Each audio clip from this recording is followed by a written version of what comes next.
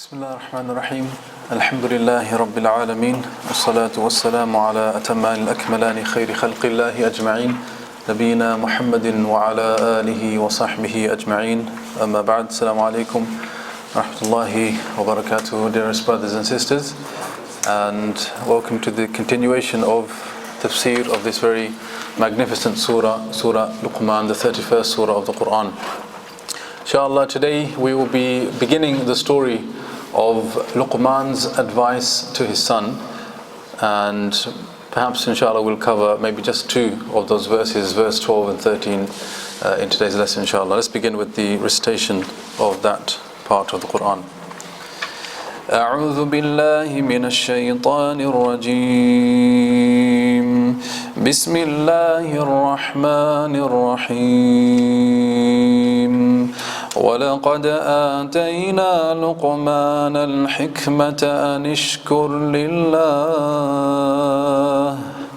ومن يشكر فإنما يشكر لنفسه ومن كفر فإن الله غني حميد وإذ قال لقمان لابنه وهو يعظه يا بني لا تشرك بالله إن الشرك لظلم عظيم. Bismillah ar-Rahman ar-Rahim. Alhamdulillahi Rabbil Alameen. Salatu wassalamu ala ashrafil anbiya wal mursaleen nabiyyina Muhammadin wa ala alihi wa sahbihi ajma'in. What follows now is a full passage, one whole page of Quran dedicated to what somebody once said to his son. This somebody was known to the Arabs of that time. The Quraysh of Makkah during the life of the Prophet ﷺ knew about this figure Luqman. They knew about him being al-Hakim, being a very wise person as well. Now, he spoke to his son once, and he gave his son some words of advice. Now, those words of advice were so powerful, so rich in meaning and beneficial, that Allah subhanahu wa ta'ala took those words and revealed it to the Prophet ﷺ, and by extension all of us, so we too could learn from those words.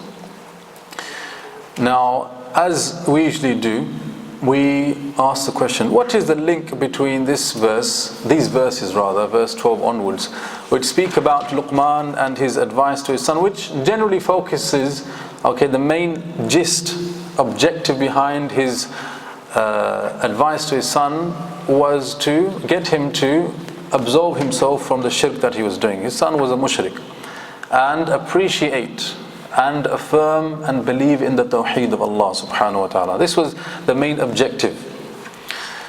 And we'll come to how he managed to convey that message to him through these words. So this is the basic message of this passage, teaching his son tawheed and speaking about the falsity of shirk. Before that, came the verses where Allah related signs, خلق السماوات والأرض خلق السماوات بغير عمد, that this universe and everything that it contains is held up there without any amad, without any columns or pillars. And then the ayat about the creatures, وبث فيها من كل داب, and about the plants and vegetation, how they come forth, and about the rain, how it comes down, and through it so much life comes about. And then Allah ended that passage by speaking about بَلِ الظَّالِمُونَ فِي ضَلَالٍ مُبِينٍ, about the mushrikun, that their shirk with Allah was a clear show of their misguidance. So that, and now moving to Luqman. وَلَقَدْ آتَيْنَا لُقْمَانَ الْحِكْمَةَ, about this man Luqman, his advice to his son. What is the connection between this passage and the previous passage? In fact, let's make it even more open. What's the connection between this passage and everything that came before? Right the way from the very beginning, about وَمِنَ النَّاسِ مَنْ يَشْتَرِي لَهْوَ الْحَدِيثِ, all the way down to that end of that page, and now this beginning about Luqman and the advice to his son. Who can possibly relate to us a link between this and that? Tafadhal. I think what Allah's trying to do is the community. Okay, this is, okay, mashallah. What's your name, Akhi? Muhammad, brother Muhammad, mashallah, said that in the previous passage, Allah is speaking in general terms about shirk and the prohibition of making shirk with Allah and affirming His tawheed. This is like, if you like, theoretical, yeah, about the ayat of Allah, think about them. But then Allah brings all of this in the form of a figure, Luqmān. You know, how he lived those beliefs and moreover communicated them with his son. Perhaps, Allah, this seems to be a good link that can be made. I haven't come across it myself, but it seems good, mashallah. Anyone else? Anyone else can think of a possible link between the previous passages? And what's the link, for example, between Allah spoke about وَمِنَ النَّاسِ مَنْ يَشْتَرِي لَهُ الْحَدِيثِ, people that speak, you know, false speech or are busy in entertainment all the time, and now coming to this figure, Luqmān, and also about his speech to his son. Yeah, this seems to be a link there, isn't there? Another comparison there, that at this opposite extreme, you've got وَمِنَ النَّاسِ مَنْ يَشْتَرِي لَهُ الْحَدِيثِ, that all they engaged in is false speech, useless speech, has no meaning. But now on the other side of the spectrum, there is Luqmān, and look at his speech. So amazing it was that Allah revealed it in the Qur'an. Yeah, that can be looked at as another link. Ash-Shawkani, rahimahullah, in his Tafsir, brought another link, a very amazing link, to be honest. He said, you see, before Allah spoke about His signs, that He created the as-samawat bighayri amad. So He's relating to us tawheed in terms of aql, talking about affirming the oneness of Allah and the prohibition of shirk from a very intellectual, if you like, perspective, from the perspective of the mind. If you think about the universe and the way it's created and the great way that it is, reflecting therefore on the greatness of the Creator, then intellectually, or the ration, the aql, suggests that it's true, He should be the only one that you worship, and taking deities beneath Him is wrong. And then Allah took the naqli approach. The naqli approach is to, in the text, to show that something is coming down also that affirms the same thing but in another way. So the story of Luqmān now is coming down, and it's affirming the same thing but from a naqli perspective, from a textual perspective. That this is not just something that you can think of with your mind and come to the conclusion of, but also there's a story. One of the stories is this, and this is coming down, and this also relates the same thing but from a naqli perspective. So anyway, those are three links that tie this passage to the previous passage. Okay, so verse 12. وَلَقَدْ آتَيْنَا لُقْمَانَ الْحِكْمَةَ أَنِ اشْكُرْ لِلَّهِ. So briefly, what is the bio of this figure Luqmān? Now, people may know many things about this figure Luqmān. However, what we find in the Tafsīr, actually firstly, what we find in the Qur'an in this passage is that there is not many details given. There's not any ayat talking about when he lived, what was his full name, where did he come from, what was his lineage, etc., etc., etc. Which shows us, like we explained in Surah Yasin about Ashab al-Qarya, certain details seem to be missing, and people like to know about those details. When did they live exactly? Was he a prophet? Yes or no? Tell us. But the reality is Allah Jalla wa'ala didn't relate that to us, which in turn implies that those details are not really relevant. In fact, knowing those details or chasing after those finer details will become obstacles to the real lessons behind his story. This is something Sayyid Qutb rahimahullah actually mentioned in his tafsir, that we think that the stories seem to lack certain details or are disjointed, they move from this part to the next part. But the reality is that is intended by Allah. Allah didn't give us those details for a reason. Why? Because people will start thinking about those details and forget about the most important things. Okay. However, there are a few details which will relate. Ibn Kathir in al-Bidāyah wal-Nihāyah mentioned the story of Luqmān, and he told us a number of things. Firstly, it is said that he came from Habasha, okay, which is modern day Ethiopia, Eritrea area. that it is said he lived during the time of Dawood alayhi salam. Dawood alayhi salam, the Prophet Dawood alayhi salam, he lived from his time. He was a black man, and before he matured in his community and became well known in his community as being a wise person, he was formerly a slave. He was said to be a slave before. Then he rose in rank amongst his community and his people, and he became a qadi, he became a judge. Now, one of the reasons he managed to become a judge from being a slave is because of his profound hikmah, for his profound wisdom.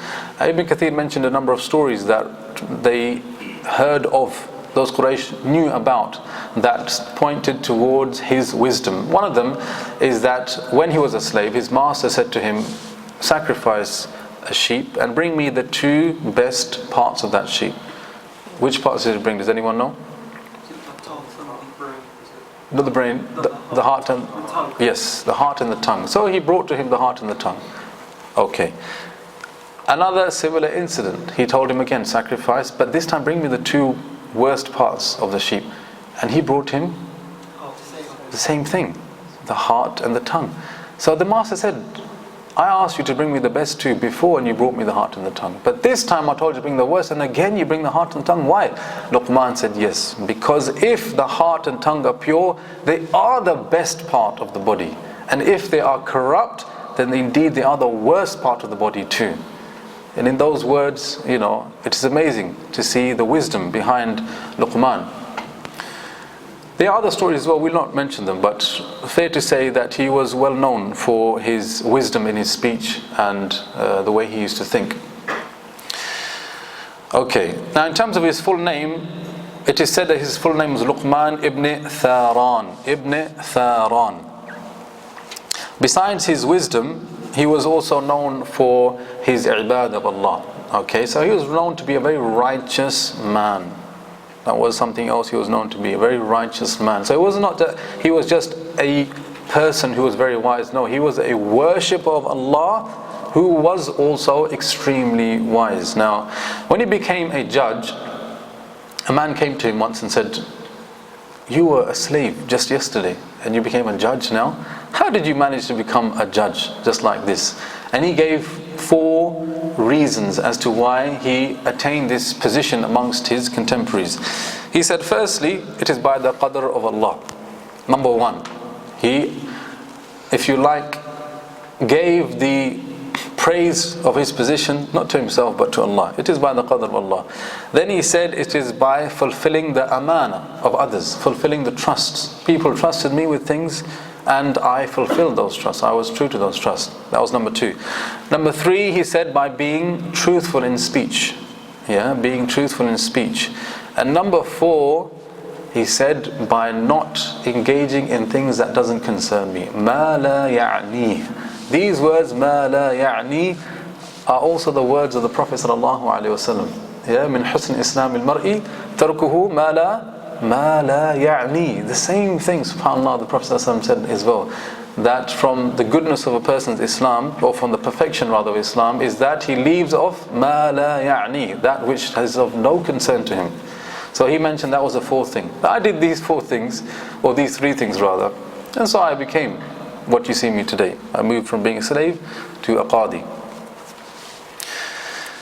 Okay. The next question which a lot of people want to know the answer to is, was he a prophet or not? Was he a prophet, or do we say Luqmān alayhi salam, or do we not? Now even if you say Luqmān alayhi salam and he wasn't a prophet, it is not incorrect to say upon him be peace.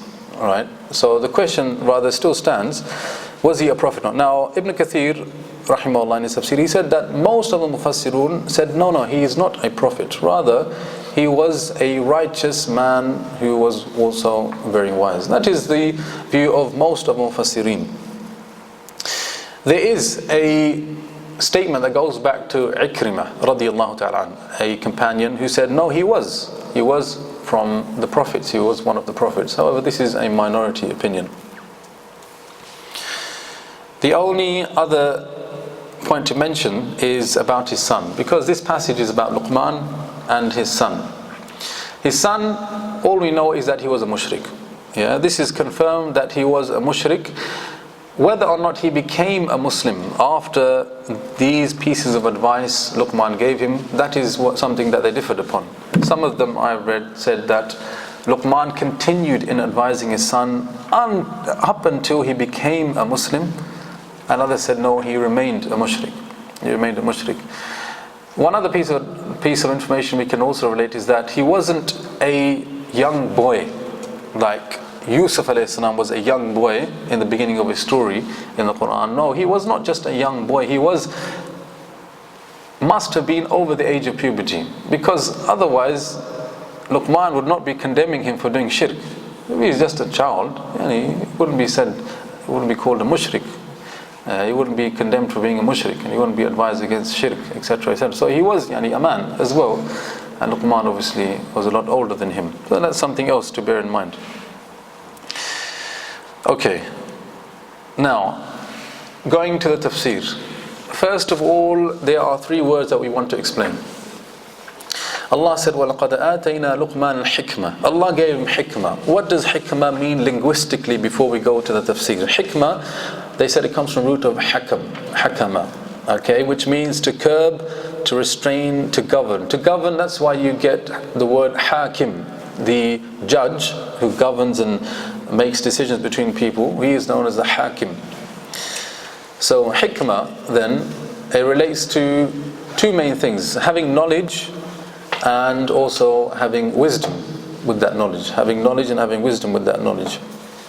In fact, what we'll find is that it's more to do with the application of knowledge. Yeah, the application of knowledge. So we'll come to that when we go to the tafsir, but we're just looking at it linguistically. Allah at the end of this verse said, وَمَنْ كَفَرَ فَإِنَّ اللَّهَ غَنِيٌّ. What does ghani mean? It means basically three things.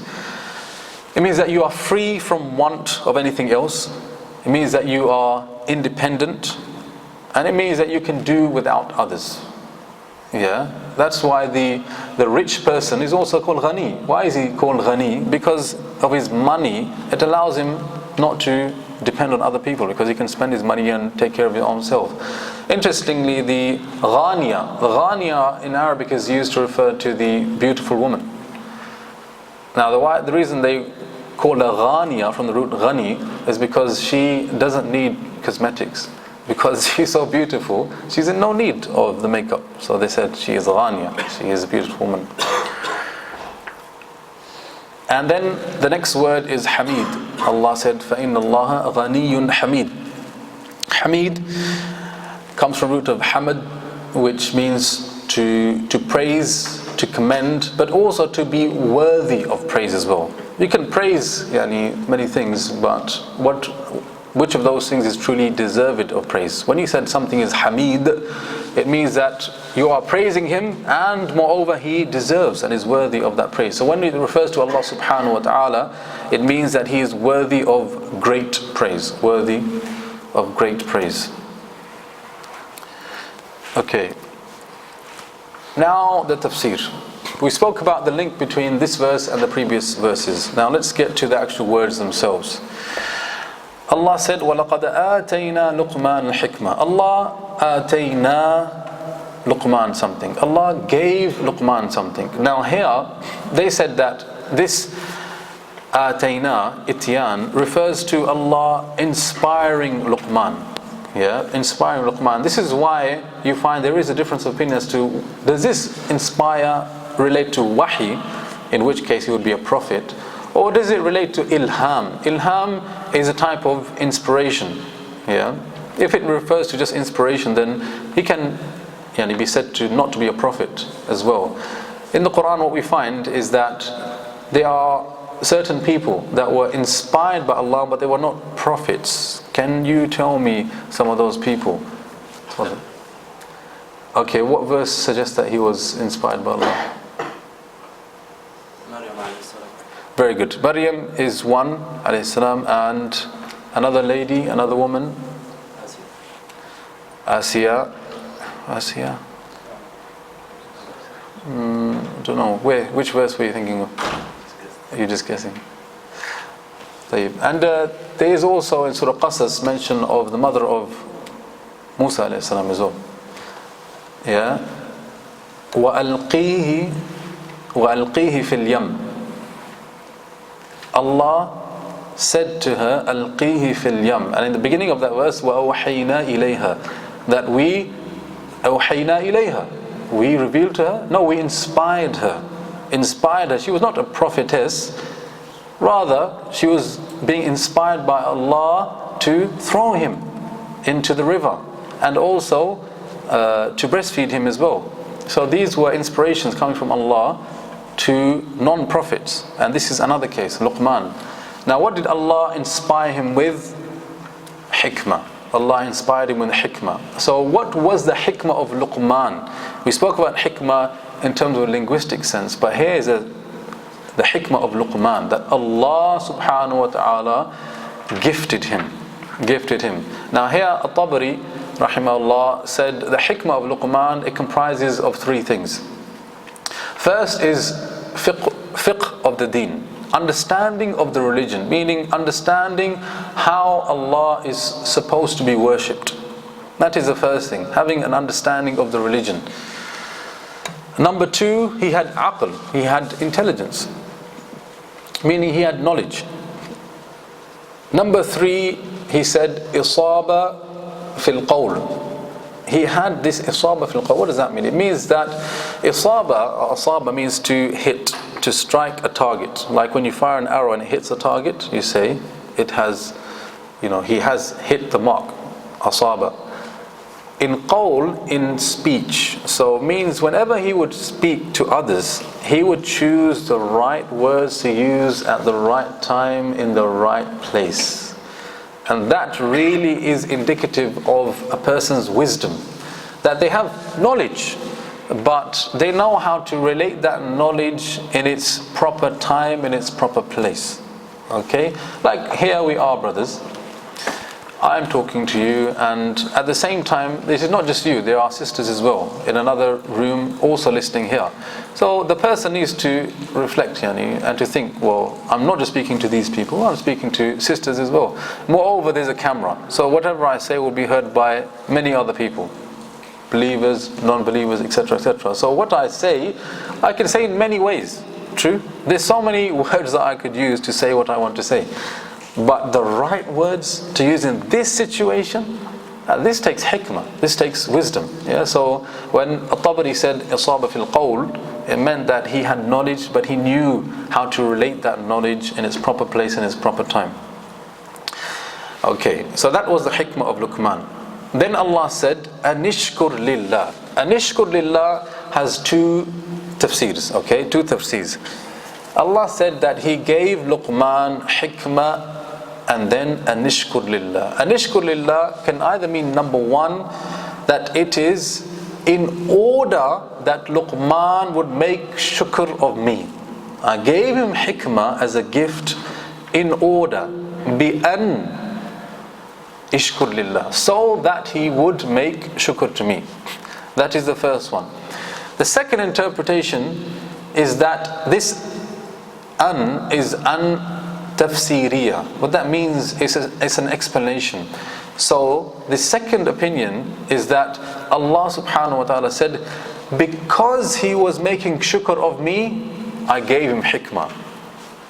Do you see how the two are complementary?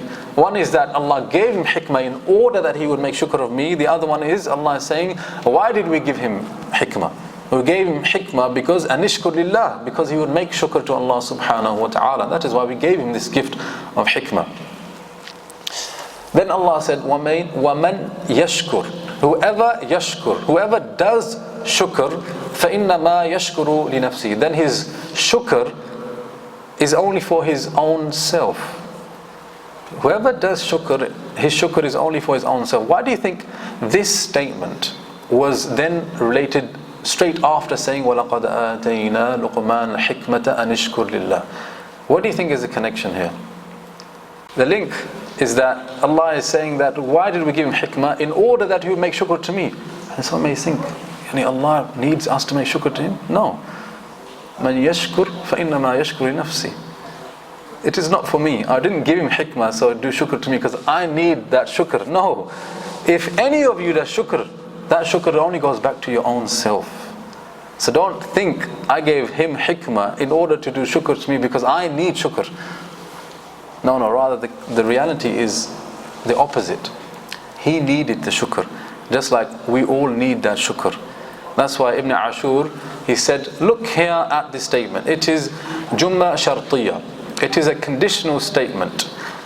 فَمَنْ يَشْكُرْ, if anyone does shukr, then the jawab is yashkur li nafsi. He only does that for his own self. Now when somebody does something for you, you reciprocate with a thanks, with shukr, right? So there is the one who's thanking, he is the shakir, and then there's the one who's being thanked, he's the mashkur, he's the mashkur. But Ibn Āshūr, look at this statement, there's no mention of the mashkur, there's no mention of Allah. So as if Allah is saying that you do shukr to the mashkur, me, but I'm showing you that even if you do shukr to me, I'm not the one who's going to benefit from it, you're the one who's going to benefit from it. It is just about you. And subhanallah, Allah Jalla wa Ala teaching us that, number one, as the brother said, if you do shukr to me, then I don't increase in my might, my majesty, my dominion one iota. So what is it then? Now you need to do shukr for your own self, because it was a benefit to you. Number two, that Allah wants us to do shukr to Him because He loves to see us making shukr of Him. He just loves to see it. People saying, Alhamdulillah, Ya Allah. Thank you, Allah, for what you have given me. Allah loves to see that. He loves to hear it from us. He likes us to feel that in our hearts. Okay. Then Allah said, وَمَنْ كَفَرَ. But if you do kafar, meaning if you do kufr. Kufr has two meanings in the Qur'an. First is disbelief, and second is ingratitude. Disbelief and ingratitude. So here it's about ingratitude. If you show ungratefulness to me, then you should know, فَإِنَّ اللَّهَ غَنِيٌّ حَمِيدٌ. Then Allah is ghani. Yeah, Allah, as we said, is in no need whatsoever of that shukr in the first place. So if you don't do it, it will not have any consequences upon Allah whatsoever. He is ghani. He's not even in need of that in the first place. Meaning you are the one who is going to lose out. You are the one who is in need of that shukr, not Allah. And then Allah said, He is Hamid. He is Hamid. Meaning that if anyone deserved that shukr in the first place, it would have been Allah subhanahu wa ta'ala. For He is worthy of all praise. In fact, the two come together. The fact that He is ghani necessitates that He be Hamid also. Because if He's ghani, it means He needs no one. Implies that He's taking care of everyone. Because everybody needs Him.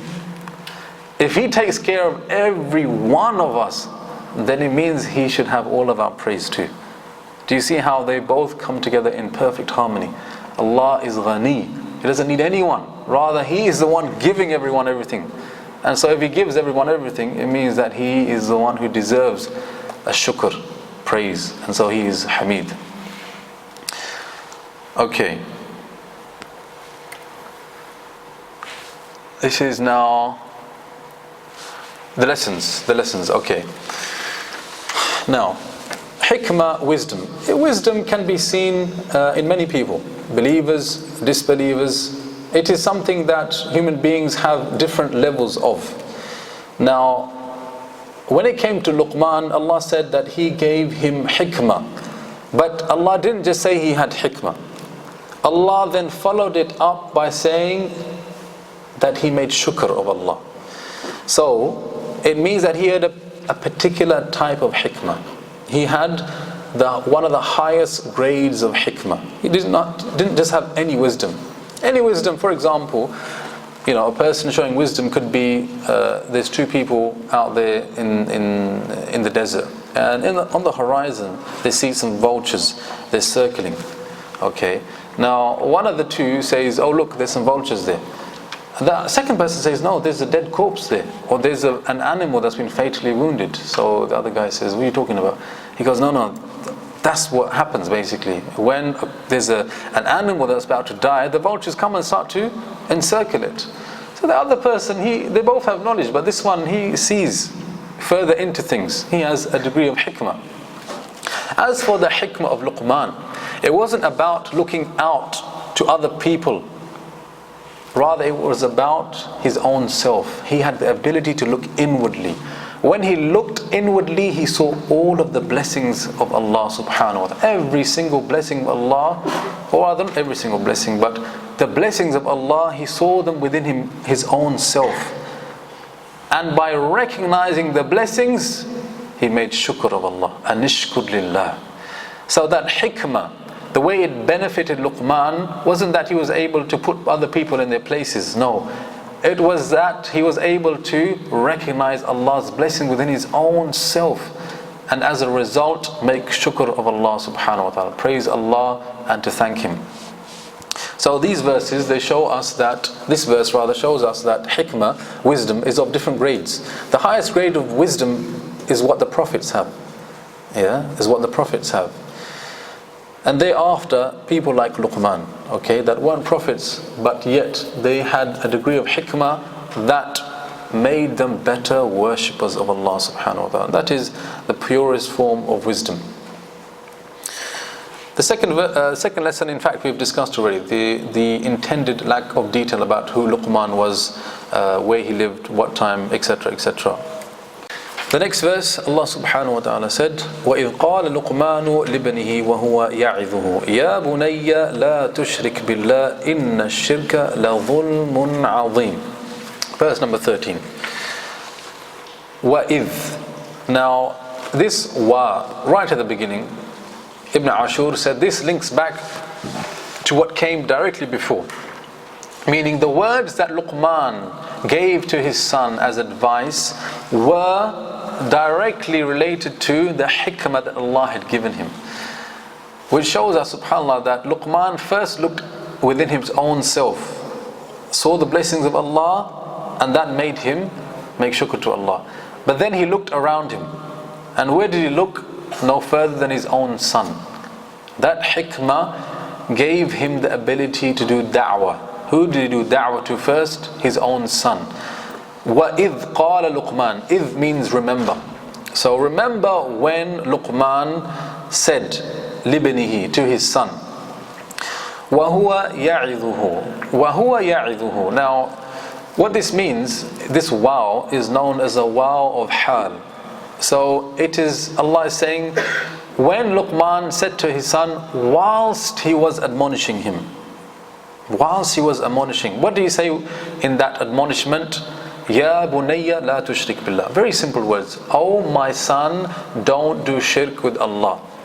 Now, the wow of hal is very important. It is as if Allah is saying, actually let me pose it to you as a question. وَإِذْ قَالَ Luqman. Allah could have just said, when Luqman said to his son, la tushrik billah. True? It would have been enough. Luqman said, don't do shirk with Allah to his son.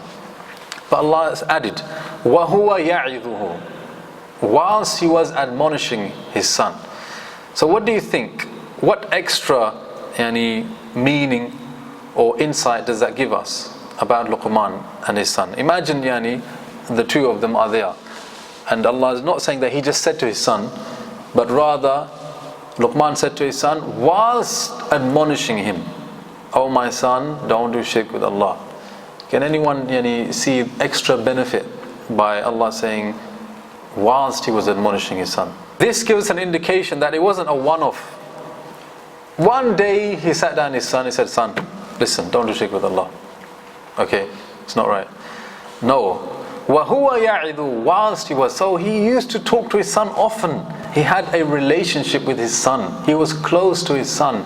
And on one such conversation, whilst he was admonishing him. So now he was talking to him like he usually does. But on one such occasion, وَهُوَ يَعِظُ, he began to admonish him. So like he's talking to his son, what did you do in school today? How's the football? What's your mate saying? Where did you go? This, that and the other. What did you enjoy today in school? Whatever. He's talking to him, and then, the conversation, so the son starts saying, yeah, Dad, I want to grow up, I want to be a doctor, and, after that I want to get married, I want to move to this area, this and that. And Dad's saying to him, look, that will come, but, there's more important things. What about your relationship with Allah? You're a mushrik. What's wrong with you? Don't you think it's about time now? La tushrik billah. And then he begins to admonish him. So very natural. وَهُوَ يَعِظُهُ. It wasn't just, son, sit down, bang. It was natural. He had a relationship with his son. And his son was mushrik. His son was mushrik. His son was not Muslim. So he didn't say to him, to hell with you, I don't want anything to do with you. Rather, he was still close to him. And he had a relationship with him that allowed him to sit down with him and to talk to him. Meaning his son also would like to listen to his dad. When dad speaks, it wasn't, turn this ear off, or it goes in here and it comes out there. No, he was actually listening to him. And to give a proper admonishment to somebody who's blank and doesn't listen to you, it's not really an admonishment, you're talking to yourself. Now, a real admonishment means he was feeling it.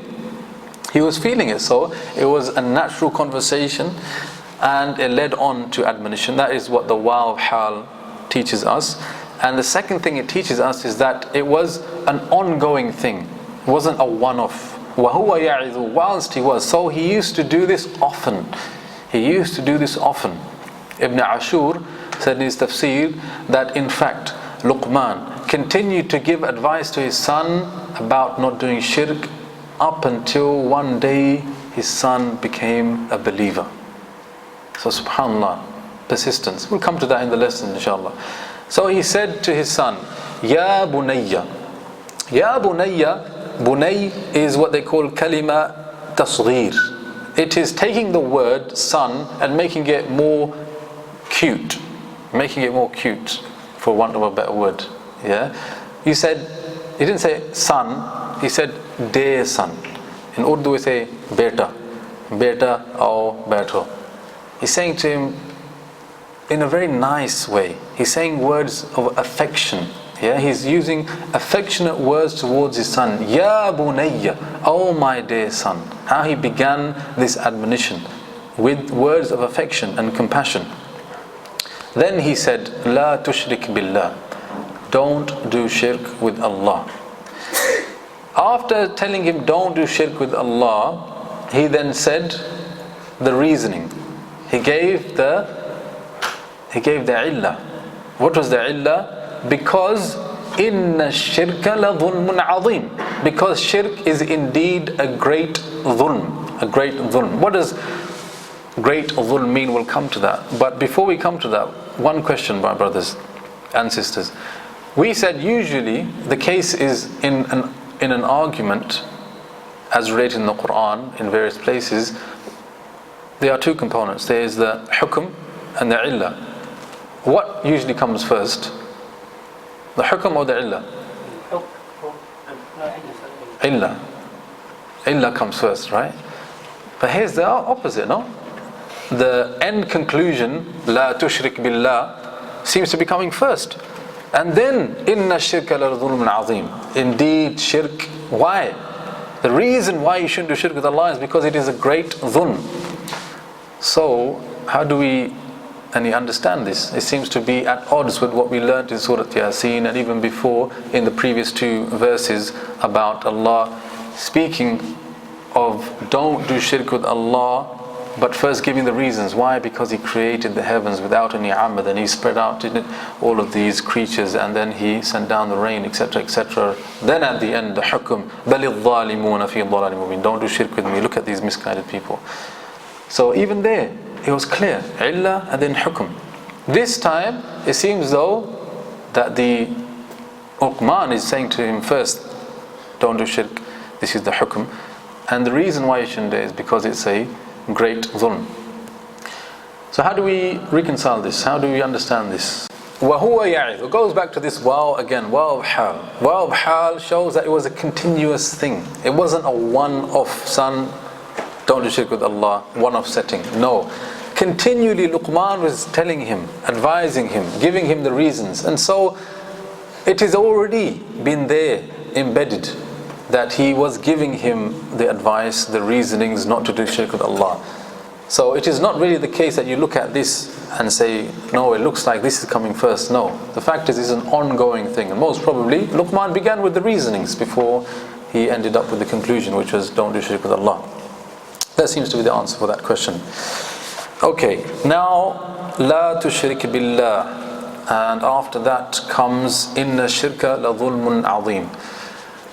Note here, Allah subhanahu wa ta'ala didn't say that shirk is ithm azim, ithmun azim. It is the greatest sin, even though it is the greatest sin.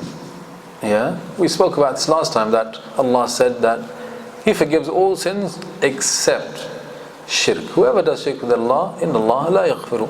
Allah does not forgive that particular sin. So it is the greatest sin. But here, dhulm, it is dhulm.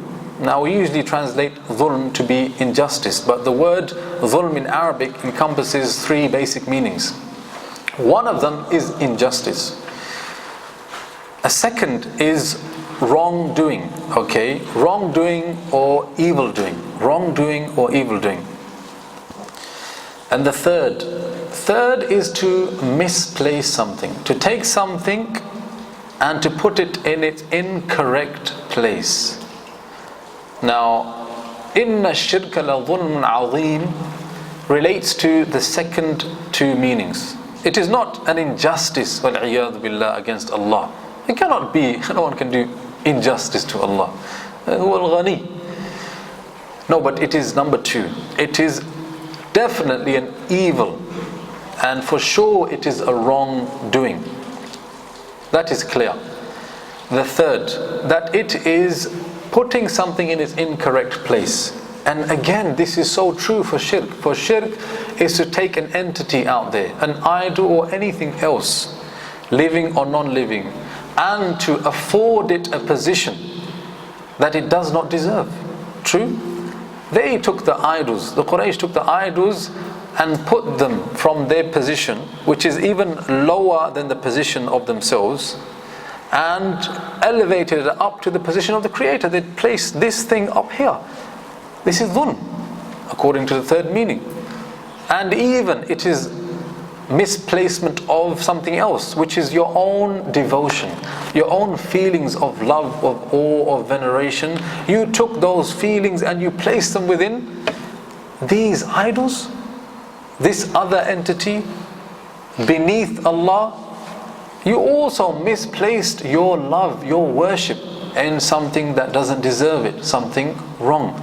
So, subhanallah, inna ash-shirka la dhulmun. It is la dhulm, not just misplacement. It is the worst type of misplacement. And it is the la dhulm, lam tawqeed, it is the worst type of wrong. So, in the word dhulm, there is so many meanings. But more than that, there is the illah, there is the reasoning. There is the reasoning being given here in the use of the word dhulm. By using the word dhulm, it becomes clear that you have done something wrong. You took that idol and you put it in the wrong place. Don't you see the reasoning? This is wrong. You shouldn't be doing it. That's why I'm telling you, don't do shirk with Allah, because in the shirk there is this. You took your devotion, you put it into the idols, or you took the idols and you misplaced them at the position of Allah. And moreover, all of this is wrong. This is the reasoning. That's why I told you, la tushrik billah. And not just that, it is azim. It is the worst possible thing that you could do. It is the worst possible thing you could do. Now, there are, subhanallah, I've managed to put down 5 lessons. 5 lessons. They're not small lessons, they're big lessons, just extracted by these 2 verses. Inshallah, we'll take them after the salah. We'll break here. But inshallah, these words, subhanallah, are immensely rich and very, very beneficial. Inshallah, we'll try and deduce the lessons after the salah. Subhanakallah wa bihamdik, ashhadu an la ilaha illa anta, astaghfiruka wa atubu ilayk. Jazakumullah khair. Bismillahir Rahmanir Rahim. Alhamdulillahi Rabbil Alameen. Salatu wassalamu ala ashrafil anbiya'i wal mursaleen, nabiyyina Muhammadin wa ala alihi wa sahbihi ajma'in. Amma ba'd. Okay, so the lessons now. These just two verses from the story of Luqmān, his advice to his son. We get 5 lessons. In fact, there are more than 5 lessons. These are just 5 lessons which I managed to pick out in the time that I had and relate them to you now, inshallah. The first one is about tarbiyah. This word tarbiyah, many people actually never even heard of this term tarbiyah until just recently. Yeah, it was in the Western world, I mean. Now it's becoming quite a common term, and people use it to have projects and events where they call this is a tarbiyah type course, or is tarbawi elements in there, etc. So what does this word tarbiyah mean? Tarbiyah comes from the root of Rabb. You know, Rabb, we said, had that meaning of the farmer, because he nurtures and the land and the soil to cultivate it, to make it grow, and to make therefore the yield come out the best as it can. That's what tarbiyah refers to be able to nurture another person, to be able to develop another person. And there are certain things, okay, that it seems, Allāh Alam, that a person cannot learn. It needs to be taught. He can't learn it, he needs to be taught.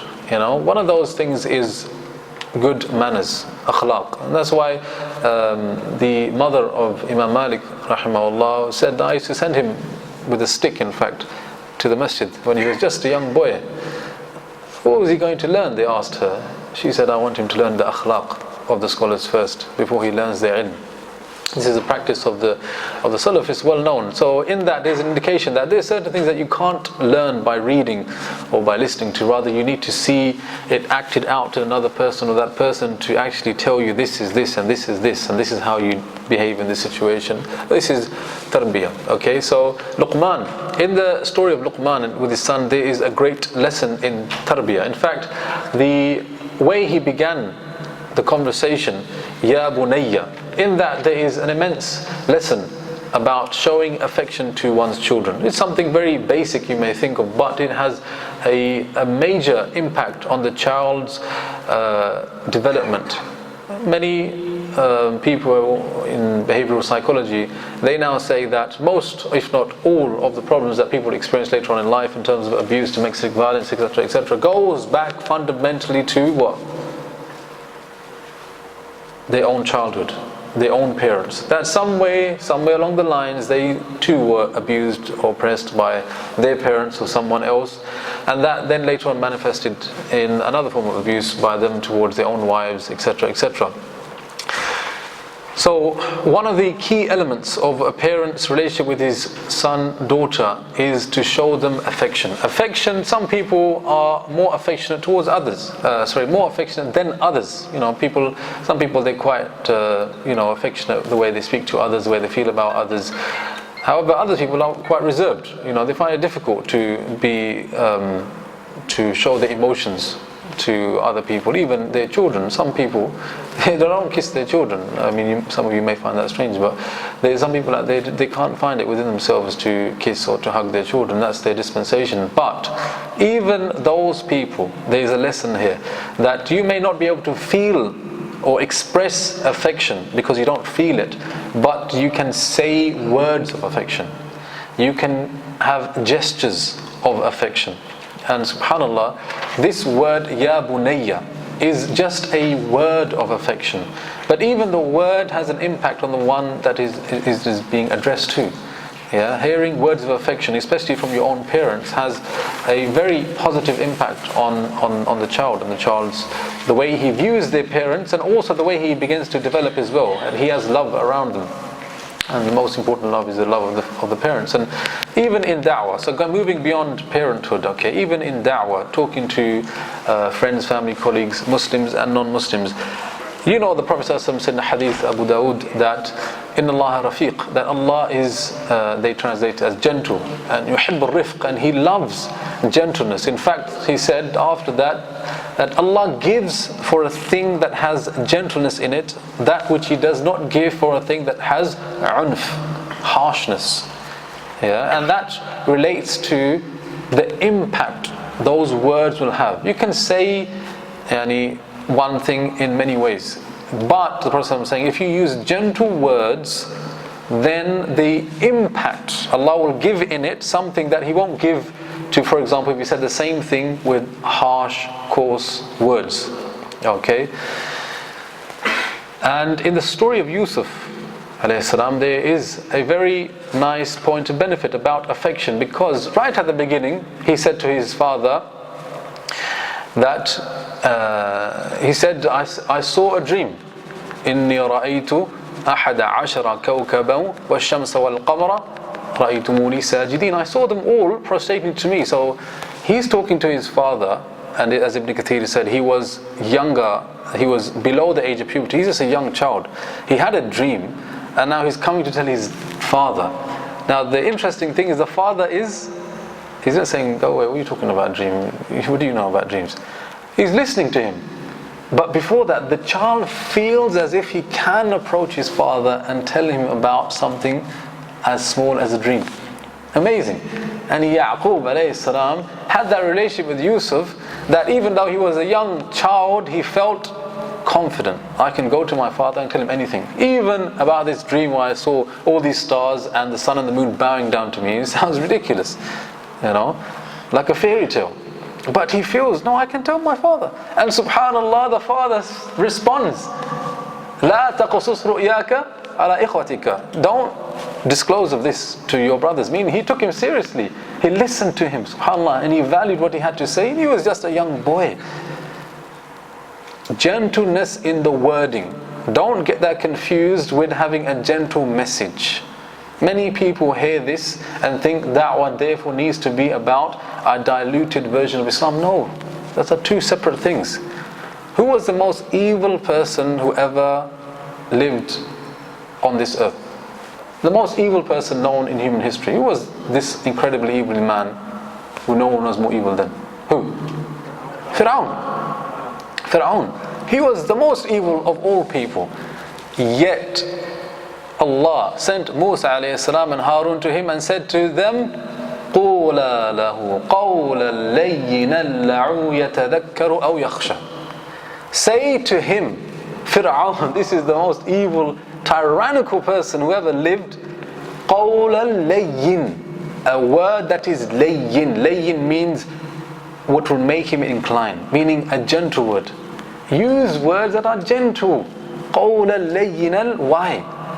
Now this is the message part. This is the style. Now this is the message. لَعَلَّهُ يَتَذَكَّرُ, so that he may remember. Ibn Taymiyyah rahimahullah said he may remember what? Remember the fitrah that Allah has ingrained within him, to recognize that he is not the Lord. Allah is the Lord. But if he doesn't يَتَذَكَّر, remember, يَخْشَى, then he may fear. Fear what? Fear the hellfire. This is the message. But how you relate the message, say it قَوْلًا لَيِّن. Use the best, gentlest words that will make the person incline. Do you get that? There's a difference here. Style is one thing.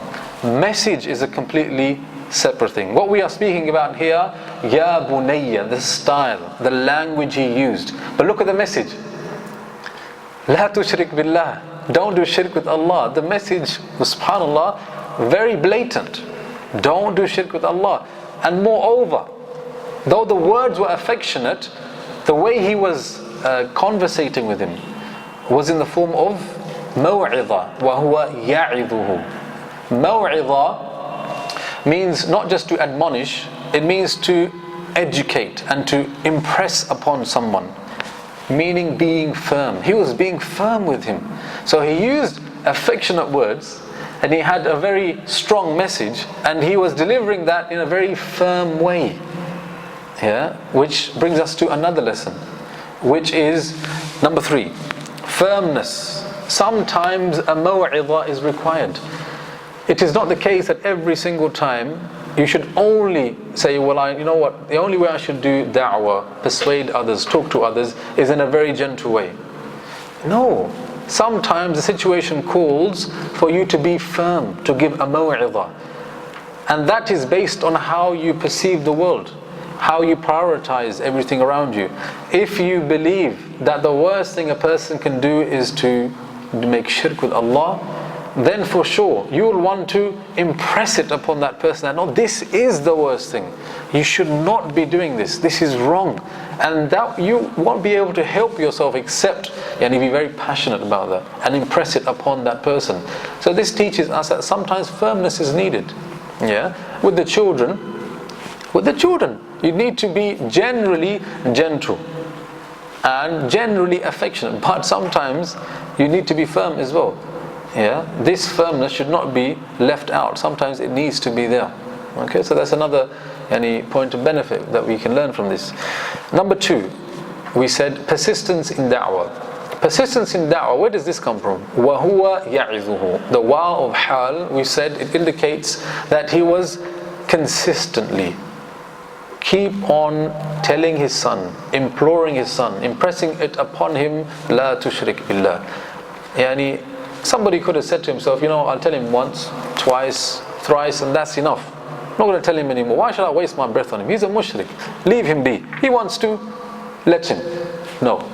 He continued, persisted. And subhanAllah, Ibn Āshūr said that he continued to do that until his son eventually accepted the message. And persistence, subhanAllah, true persistence can only come about when a person is in fact sincere. If a person is giving da'wah to another, be it his family or friends or relatives, and he's not sincere, maybe he's doing it just in order to get the outcome. I just want to see this person accept my message. When he says that, what he's really saying is that I want something and I want to see that. He's not saying Allah wants, let me try to secure that. Allah is pleased with this person absolving himself from shirk. Allah is pleased with that. Let me try. You know what? Let me continue to try.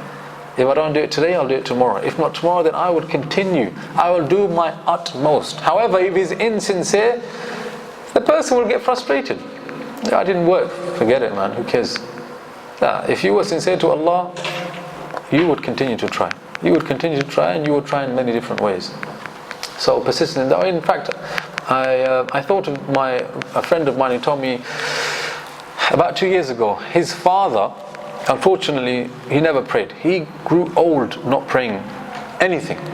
And when he got married, my friend got married, he said that his wife, may Allah bless her, she continued to give him da'wah. His father, she continued to give him da'wah. And he's a father-in-law to her. He's not her father. Yet, this was 2 years ago, I received an email from him. He said, you know what, my father became ill and it was clear that he was at the end of his life. And my wife continued to say to him, look, you need to start praying, you need to start praying, you need to start praying. And she would do so many nice things for him, buy him gifts and talk to him and spend time with him, even though I think sometimes he was rude to him. And in the end, he accepted. And he started to pray. Before he passed away, he began to pray. And look at her reward, subhanAllah. The ajr, would be for her. And the persistence there is the real lesson. Persisting. Because Allah loves to see this change happen, that is my motivation. If it doesn't happen, I will continue. And if it never happens, no problem. Allah will be pleased to see me try it. Allah will be pleased to see me try it, even if the outcome doesn't happen. The fourth lesson. Look at how Luqmān went right to the root problem. His son was a mushrik. He must have been doing many evil things, following backward practices of the people of that time. Must have been sacrificing to idols, making dua to them, visiting their places of shirk, etc., etc., etc. He could have taken the approach of saying, well, you do this particular thing. You go to this place at that time with these people and you do this practice. This is wrong, don't do this. He could have started with another thing, the way he speaks. The way you speak and you call out to these idols, this is not right. Don't say these words. No. He went not to the behavior. He went to the ideology, to the root. The way the person, the belief the person holds, that is where he went to first. La tushrik billah. He didn't say to him, don't do X, Y, and Z. in terms of practice. Rather, he went straight to the ideology. The ideology is corrupt. Let me fix the root. With the root, many things will change as a consequence. Do you see that? La tushrik billah. He went straight to the root. And even in da'wah, this is very to have this mindset and to have this understanding will increase in your effectiveness in da'wah, because we fall into a trap. When we are at school, college, university, we have many friends, and some of those friends are not practicing at all. Some of them don't pray, some of them have girlfriends, some of them are doing zina, wal-'iyadhu billah, some of them are doing so many things. Okay. In fact, let's take some examples. One of them has a problem with music. He loves music, always listens to music. Another person, he doesn't pray. Another person, for example, he has a girlfriend. Another person, he's studying one of those subjects from the humanities, from the humanitarian department, and he's hanging around with people who openly call themselves atheists. He's befriended them and he spends much time with them. In fact, it's clear that he's becoming influenced by them. But he prays, he doesn't listen to music, he doesn't have a girlfriend. Out of these 4 people that you know of, which one would you say should be the number 1 priority? The one that you should spend the most time trying to influence and to help? Is it the one who's doing zina? Is it the one who has a problem with music? Is it the one that doesn't pray? Or is it the one who does pray, but he's hanging around with people who openly profess their atheistic beliefs? Why? If he becomes influenced by them and becomes wal-'iyadhu billah a murtad, forget about these people. This guy, we're doing everything times 10. It's true. And the other thing is, it's not about, as one of the brothers mentioned, these ones are behavioral problems. This one is a ideological problem. And subhanAllah, this is one point, just to make it very quickly. People always play down the role of Islamic schools and say, brother, these schools, they have all the problems of other schools. You think they're so good, you want to send your children there, pay the tuition fees. But the reality is, all that stuff that happens there as well. That may be true, but there is one big problem that you are overseeing. And that is that in these state schools, they are being fed an ideology. That ideology goes to the very root of their belief, and it tries to unplug it. There is no such thing as a life to come. God, are you serious? When that gets into a child's mind and he grows up with it, khalas, he's lost. He's gone forever. Except whom Allah guides. But the other way around, in an Islamic school, he may do drugs, have a girlfriend, not study, XYZ. But he knows that XYZ is haram. It is wrong. Allah doesn't want me to do that. Maybe one day he will make tawbah from that and he'll continue his life as a Muslim. But he will never say, I'm doing zina, who cares? Zina, what is zina? I can live my life as I want to live my life. There's no such thing as astaghfirullah, Allah, the Prophet ﷺ, the Qur'an. There's a big difference between the two. Is this a fair point? Yeah, this one is dangerous. Ideologically speaking, this is dangerous. I'm not saying all the schools are like this, but generally speaking, it is clear, for example, the agenda on homosexuality, it's clear that it is going to be pushed down the throats of not just the children, but the teachers, in fact, are going to be told that they need to. And if they don't, there may be some consequences. So this is clear. This is ideologically dangerous. This one is there's behavioral issues.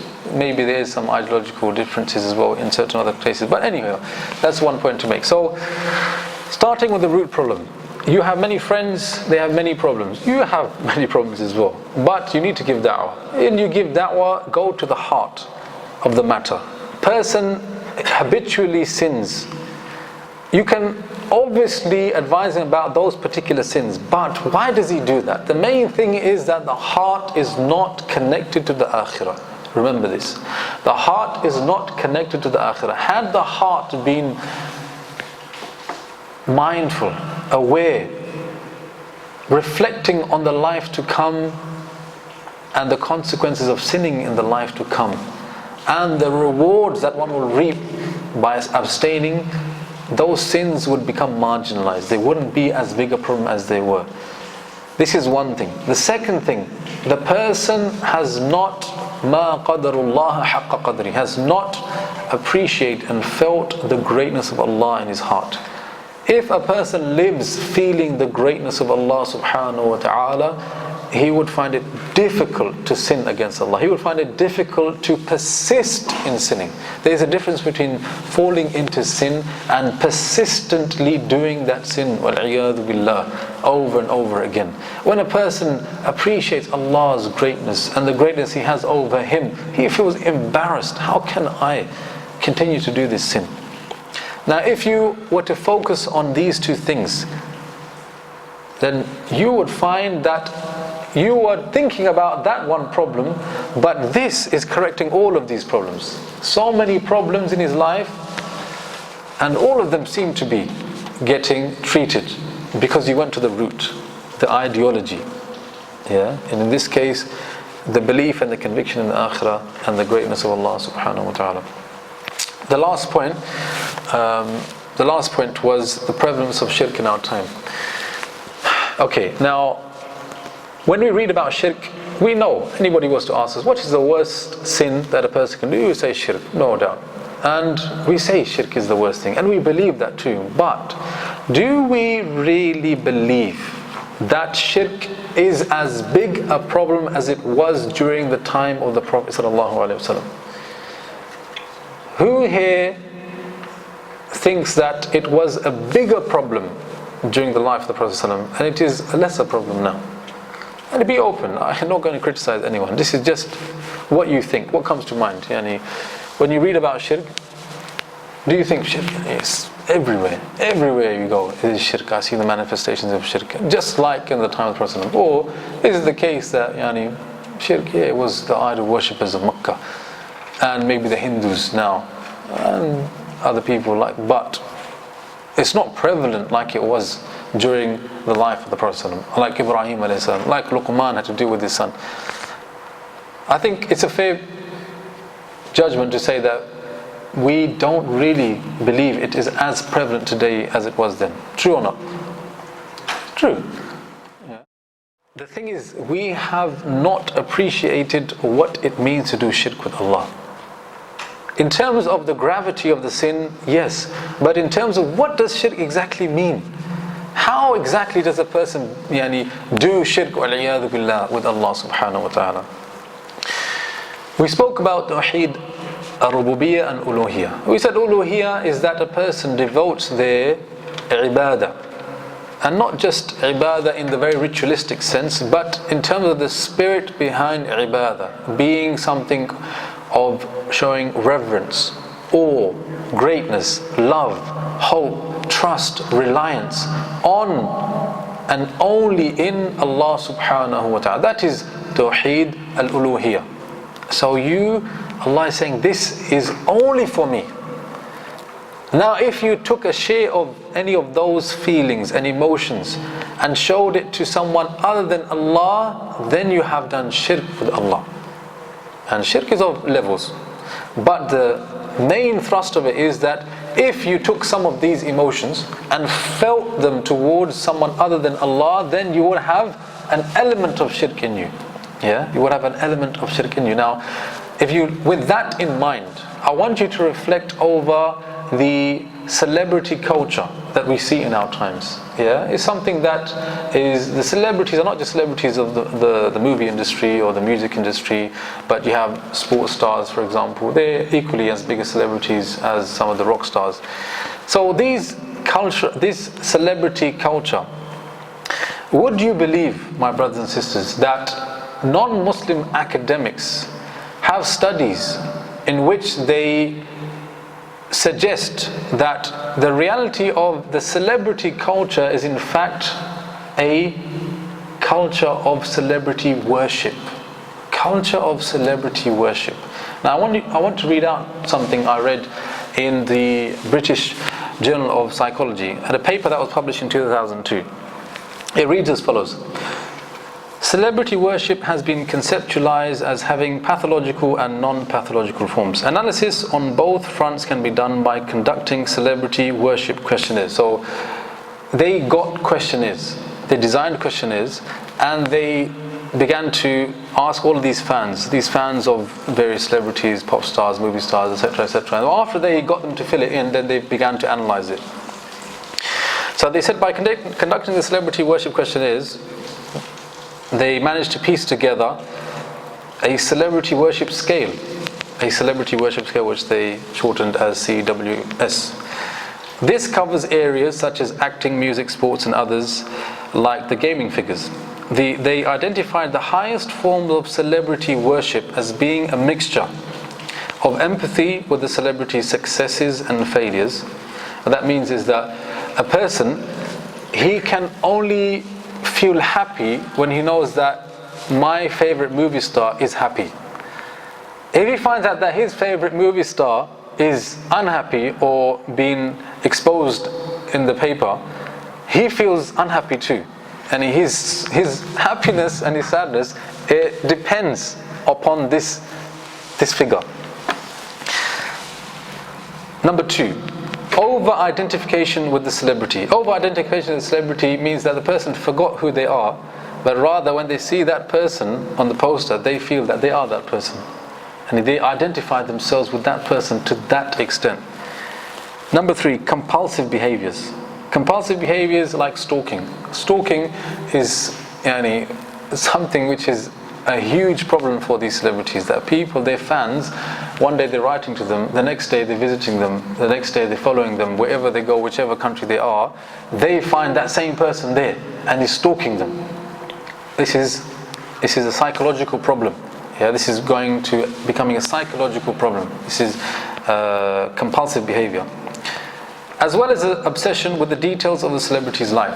And they need to know everything. Where they went, how they performed, how many people came, everything. They want to know every little detail about that person's life. And they said, some of them experience erotomania. Erotomania, means a person is totally infatuated with another. He is totally in love with that person. In an extreme sense, in an extreme, like a manic sense, basically, that person has these feelings towards.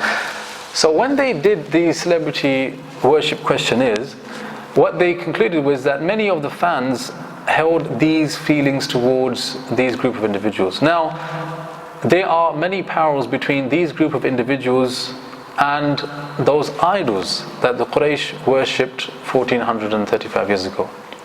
Number 1 are these emotions. Same emotions. They felt the same things towards those idols.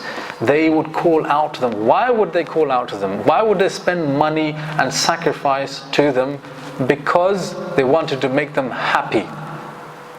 They wanted to make them happy. When they knew they were happy, they would be happy. If they thought that this God has been defamed or this God has been spoken against, they too would become angry. They too would become angry. I think I mentioned this in Surah Yasin. So the emotions are one thing. There's 3 other parallels which I thought of. Number 1, you see the idols that the Quraysh worshipped were in fact manifestations or they were manifestations of past figures. The Lat, Manat, Uzza were in fact 3 individuals that lived before.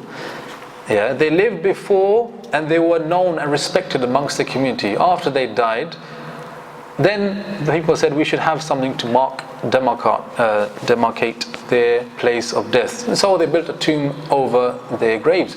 After that, generations came, they said these were people who our fathers used to revere. We should do more than just this, we should build something in remembrance. So they built a statue. Others that came later, and shaitan is working in the background, they said let's all have one of these idols. So these idols are in fact manifestations of human beings, a select small group of human beings being revered by a huge group of others. That is another parallel. Celebrities are just a handful of people, but they are revered by millions, billions across the world. So that is another parallel. Another parallel is that the relationship is one direction. The celebrity has no idea who you are. You are all my fans, I don't know, and maybe he doesn't even care. There is no relationship from this person to the other. But the masses, they flock to this person. Their relationship is for them, but it is not in the reverse. In the same way, the idols did nothing for the people, yet the people still flock to them. That is yet another parallel. So as we dissect this slowly, what we come to realize is that, you know what? Shirk is just as manifest as it was then. In fact, it may be even worse than that. For Allah said, when you ask them, "Man khalaqa as-samawati wal-ard?" la yaquluna Allah. If you ask those Quraysh that are worshipping those idols, who created everything, they would say Allah. So they used to do shirk with Allah, but they still believed essentially in a creator. But look at most of these fans today. Most of them don't believe even in a creator. So the shirk is even worse. It's even worse. So subhanallah, shirk, my brothers and sisters, need to be understood and appreciated in more than just a very narrow sense of a person bows down to an idol, a person does puja and he's a mushrik. La. It is much more than that, and that is why in the Qur'an you find Allah spoke about shirk not in terms of the behavior, but in terms of the emotion. Allah said in Surah Al-Baqarah, وَمِنَ النَّاسِ مَن يَتَّخِذُ مِن دُونِ اللَّهِ أَنْدَادًا, that there are people who have taken beneath Allah andad, meaning deities. In which sense? يُحِبُّهُمْ كَحُبِّ اللَّهِ, that they love them like they ought to have loved Allah. Subhanallah. It is not about them bowing down, giving money, sacrificing. No, it is about inside. You felt that love for somebody else, you ought to have felt it for me. And even in Surah Yasin, that they have taken beneath Allah deities, لَعَلَّهُمْ يُنصَرُونَ. لَعَلَّهُمْ يُنصَرُونَ means that they would pin their hopes in them, that they hoped that somehow this figure would bring about some blessing in my life. And isn't that exactly the same way? Self-identification, over-identification rather, that they believe that happiness will come to them the more and more they can be like that figure. And it seems like it is exactly the same thing. In fact, it is exactly the same thing. And that is why shirk is as prevalent in our times as it was then. Therefore, we first and foremost should be wary of shirk like never before. We should be asking Allah to save us from shirk. And imagine Ibrahim alayhi salam. He was the father of Tawheed. And the pinnacle, of someone who manifested a correct belief in Allah was Ibrahim al-Hanif. But he said, "Junubani wa baniya an na'bud al-asnam." He cried out to Allah with a prayer. What was that prayer? Junubani, save me, wa baniya, and my offspring from what? Na'bud al-asnam, from worshipping idols. Come on, Ibrahim alayhi salam. Yes, because it is that subtle sometimes that you cannot see it. And it is that great a sin that you better beg Allah to save you from it. So this is the other lesson that we can learn, that the prevalence of shirk in reality is as big as it was back then, maybe even more. We ask Allah subhanahu wa ta'ala to save us from shirk and to save our children from ever falling into shirk. Subhanakallahumma wa bihamdika, ashhadu an la ilaha illa anta, astaghfiruka wa atubu ilayk. Jazakumullahu khairan.